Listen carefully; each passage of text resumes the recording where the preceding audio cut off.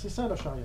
Et ces gens-là nous disent, non, non, mais nous on est modérés, on vit en paix, on veut la paix, on est triste à cause des attentats, etc.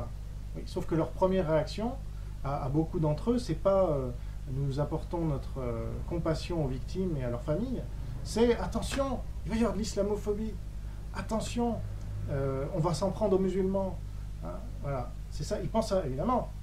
Alors, encore une fois, on ne peut pas vraiment leur en vouloir, ils sont les colonisateurs de ce pays et du monde où ils se trouvent.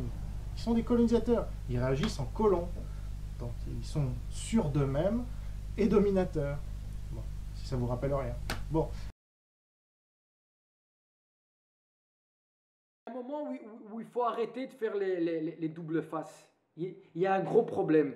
Et normalement, si l'islam se dit une religion de paix, et elle est vraiment une religion de paix, c'est eux-mêmes, c'est vous-même, vous, les musulmans, au lieu de chercher des excuses et dire qu'il n'y a pas d'amalgame, c'est à vous à vous excuser. Déjà, à vous à vous excuser en leur nom à eux. Oui, bien sûr. Par exemple, quand il y a eu, entre autres, parlons d'Israël, où il y a eu des Israéliens qui commettent des actes sur des civils, la moindre des choses, c'est que les Israéliens, ils ne disent pas c'est pas un juif. Ils s'excusent à sa place. C'est-à-dire qu'ils prennent la responsabilité d'un irresponsable. C'est ce que fait pas l'islam. Et comme vous ne faites pas de ça, c'est-à-dire que vous ne prenez même pas la responsabilité du fait que parmi les vôtres, il y a des gens qui pètent des câbles.